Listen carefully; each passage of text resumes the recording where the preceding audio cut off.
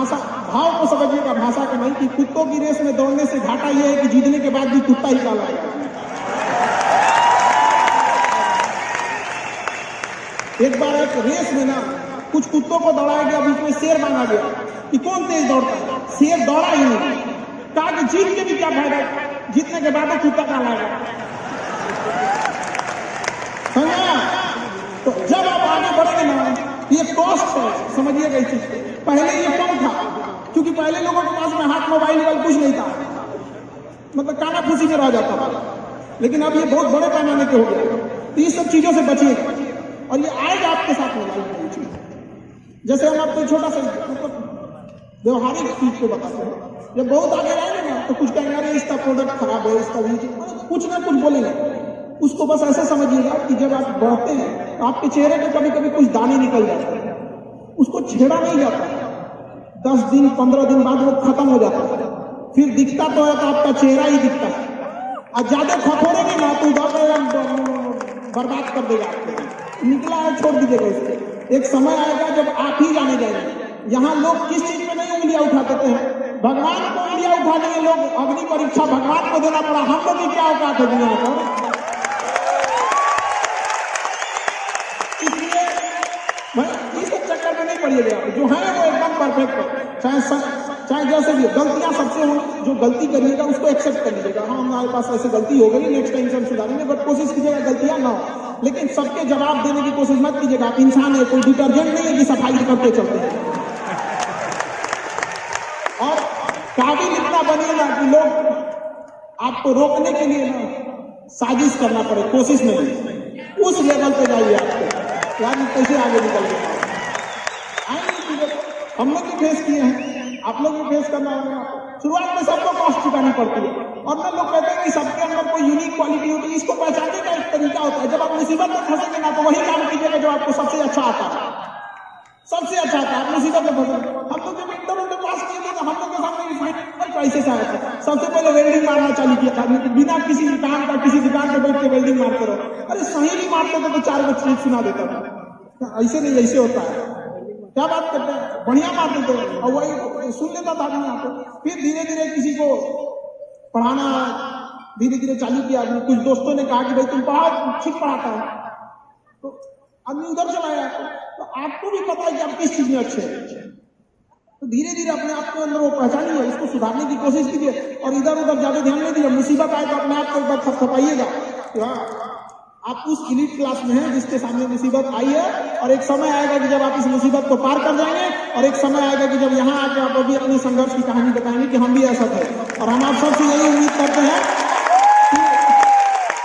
भगवान से भी हाथ जोड़कर यही दुआ मांगते हैं कि जितने लोग हैं देश के, सबको एक दिन अपनी कहानी सुनानी पड़े, क्योंकि यह देश वीरों की धरती है, वीरांगनाओं की धरती है। यहाँ पर हर बच्चा यहाँ का फौलाद है अपने आप में। यहाँ पर तो ये है ऋण चुकाने का। अब इस सदी में हमें अपना नहीं, अब इस देश का भी एक ऋण चुकाना होगा कि शायद पिछले जन्म में बहुत सौभाग्य, बहुत अच्छा काम किए होंगे तो हिंदुस्तान में जन्म लिए, वरना अगर जन्म के समय थोड़ा बहुत बॉर्डर क्रॉस करते ना, उधरिया हो जाते ना। अरे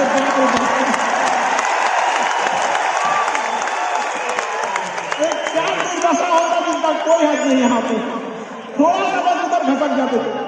लेकिन ये हम लोग का सौभाग्य। एक चीज हम लोगों ने गलती किया की बात, हमने महिलाओं के पावर को अंडर एस्टिमेट कर दिया। हम लोग 1947 से जो पुरुष समाज है ये सोच रहा है कि देश को आगे ले जाने के लिए, अभी तक सोच नहीं रहा है। ये हम लोगों से गलतियां हुई हैं। और लड़कियों को हमने जो साथ छोड़ दिया महिलाओं का नाम, बस यकीन मानिए जिस दिन भारत देश की महिलाएं पुरुषों के साथ कदम से कदम मिला ली, 10 साल में देश की सूरत बदल जाएगी, दुनिया देखते रह जाएगी। और जो महिलाएं, यही मौका है आपको साबित करके दिखाने का। तो आप किसी कोई कहे कि आप कम है तो थोड़ा सुन लीजिए, कहिए कि दिखाएंगे तुमको, करके दिखाएंगे, जुबान से नहीं, वो करके दिखाएंगे कि तुम्हें भी याद होगा। और इतना महिलाओं को आगे बढ़ना है, खुद को अपने आप को इतना निखारना है कि किसी घर में अगर लड़की पैदा हो तो खुशी मनाई जाए। आज गांव के चक्कर में क्या है, थोड़ा सा लोग महिलाओं को अंडर एस्टिमेट कर देते हैं, ऐसा नहीं होना चाहिए। आज हर जगह पे कदम से कदम मिलाकर महिलाएं आगे बढ़ी। ये गलती हम लोग से हुई है, अभी एक्सेप्ट दिस, क्यों ना। अगर हम लोग से हो सकता था आजादी में इतना दिन हो गया, हम लोग देश को कहां से कहां पहुंचा चुके रहते, क्योंकि किस चीज की कमी है हम लोग। थोड़ा सा हम लोग ने क्या किया, गलती कर दिया, तो भाई देश की महिलाएं हम लोग की उस गलती को थोड़ा माफ करें, और आज आप लोग भी अब देश में कदम से कदम मिलाएं ताकि साथ दें, वरना अकेले पॉसिबल नहीं है देश में, वरना एक से समय मिला है। हम इस चीज को ज्यादा समझ सकते हैं क्योंकि हमारी खुद की बहन है, अपनी बहन है, लेकिन अभी भी हम अपना घर देखते हैं ना तो लगता है कि बहुत बड़ी कमी है। और अगर बहन रहते तो चीजों को अच्छे से समेट के रख सकते हैं। अब तो इसलिए हम देखेंगे हमको इंडिया में सबसे ज्यादा राखी बांधी जाती है, पूरे हिंदुस्तान में सबसे ज्यादा राखी बांधी जाती है। नहीं था तो हमारे यहाँ माझी जी थे ना, तो कहे कि भगवान के भरोसे मत बैठो, क्या पता भगवान तेरे भरोसे बैठो। तो बहन नहीं तो क्या दिक्कत है, दुनिया में सबसे ज्यादा राखी बांधी है। अब मतलब आप सोचते हैं कि अगली बार, अभी इस बार 7,500 राखी बांधी गई, 7,500। और हर साल रक्षाबंधन के बाद पहले ही, रक्षाबंधन से पहले हमको एक डॉक्टर अपॉइंट करके रखना पड़ता है, सर मेरा ना ब्लड रुक जाएगा, इतना राखी बांधी जाती है, तो आप एकदम ना स्टैंड बाई पे रेडी रहिएगा। इतना राखी बांधने के बाद एक आदमी आता है मेरा हाथ उठाने वाला, वो हाथ लेके चलता है, हम ऐसे चलते रहते हैं। खुश नसीब है वो लोग जिनके घर में बहनें हैं, जिनकी बेटियां हैं। आप इसकी कदर नहीं कर सकते हैं तो यकीन मानिए इसका बदला भगवान जरूर लेता है। आजकल लोग देखते हैं कि लोग बहू की कदर नहीं करते, अरे वो आपकी बेटी है, चेहरा बदल के वापस भगवान ने भेजा है, नहीं कर सकते कदर ना, तो आपने भगवान की इस मेहनत को ठुकरा दिया है। और फिर घर में मुसीबत आएगा तो कहेंगे कि पता नहीं क्या हो गया। चाहे चांद पे पहुंच जाइए, चाहे जितना भी आगे चल गई, अपनी सभ्यता संस्कृति को मत भूलिएगा, वरना मिट जाइएगा। यूनान, मिस्र, रोमा सब लुट गए जहां से, लेकिन मगर है बाकी नामो निशा हमारा। कुछ बात है कि हस्ती मिटती नहीं हमारी, सदियों रहा है दुश्मन दौरे जहां हमारा। भारत को मिटाने की कोशिश की गई, मिटा कभी नहीं। इसलिए याद रखिएगा, अपनी संस्कृति को नहीं भूलना है, और हमसे गौरवपूर्ण संस्कृति पूरे भारत, पूरे विश्व में किसकी है यहाँ पर। तो ये चीजों को थोड़ा सा आप लोग को ध्यान में रखना है, और आपस में मिलजुल के एक देश वाली भावना लेकर चलना है कि हम सबको मिलकर देश को अपना उस पुराना जो गौरव मिला था उसको वापस लौटाना है। और आप लोग आगे बढ़ेंगे, युवाओं में है, अब जिधर युवा चलते हैं उधर ही सब कुछ चल देता है। आप तलवारों के साए पर इतिहास हमारा बनता है, जिस ओर जवानी चलती है उस ओर जमाना चलता है।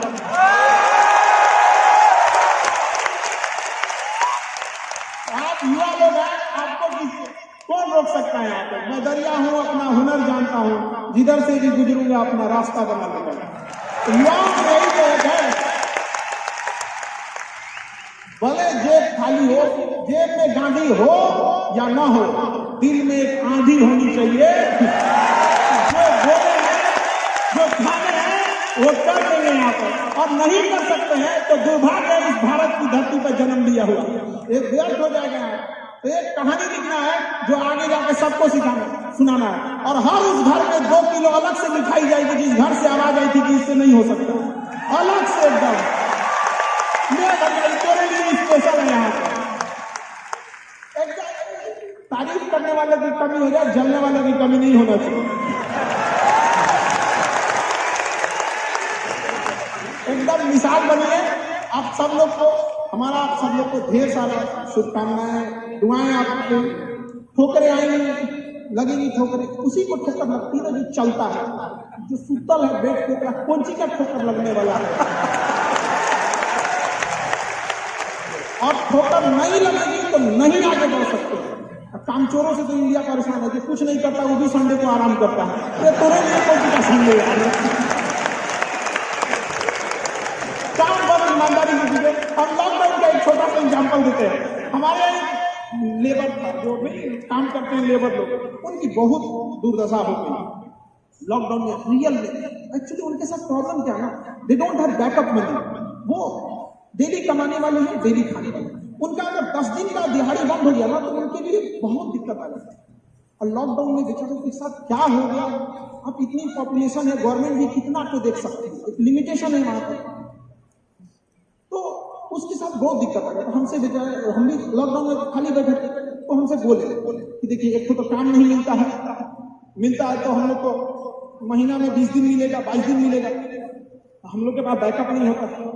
उसको हमने एक छोटा सा बात बोला, भाई देखो एक काम बस मेरा 1 महीना करके देखना, नहीं अच्छा लगे तो छोड़ देना।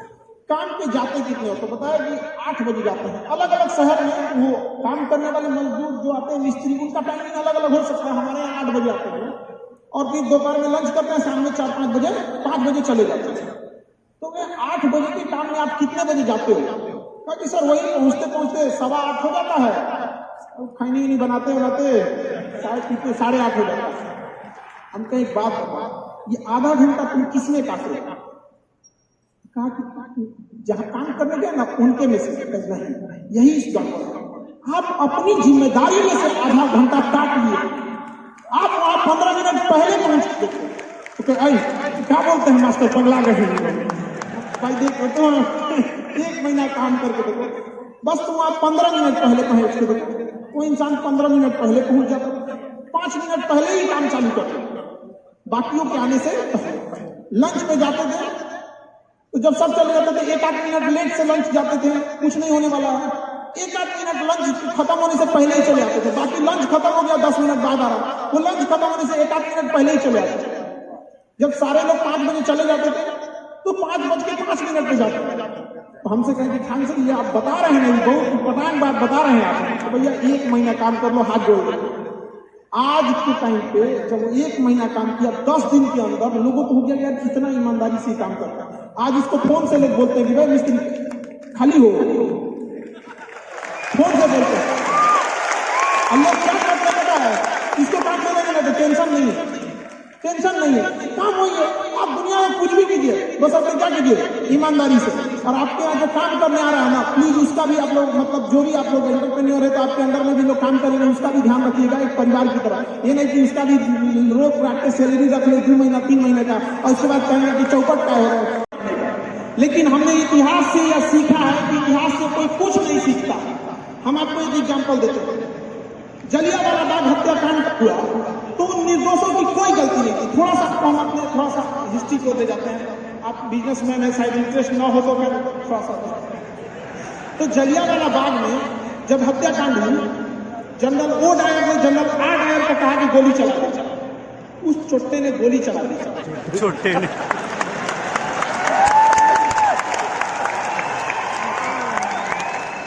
लेकिन आदेश दिया था जनरल ओ डायर, गोली मारा गया। उन निहत्तों की क्या गलती थी?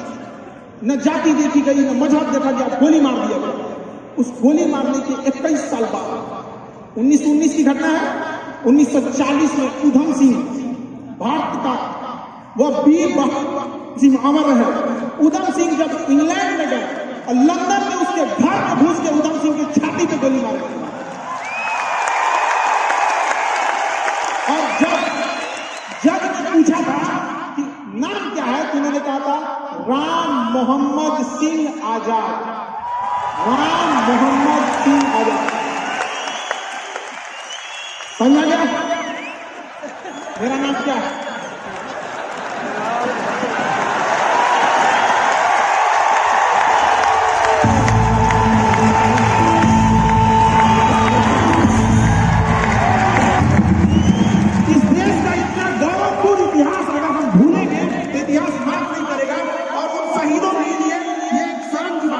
उनकी आत्मा को उस दिन गर्व लगेगा जब हम सब अपनी जाति, धर्म, मजहब छोड़कर एक हिंदुस्तानी कहलाएंगे।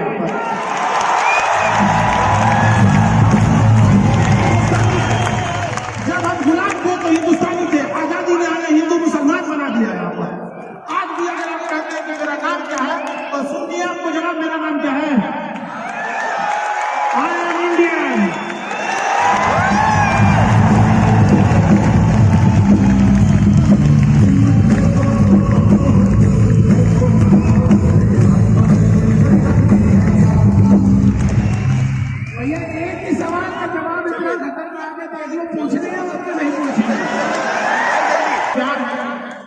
ये जो आपने इतना सम्मान दिया और ये आप लोगों ने माँ बाप का सिखाया हुआ संस्कार है, वरना आज के समय घड़ी सबके पास है, समय किसी के पास नहीं है।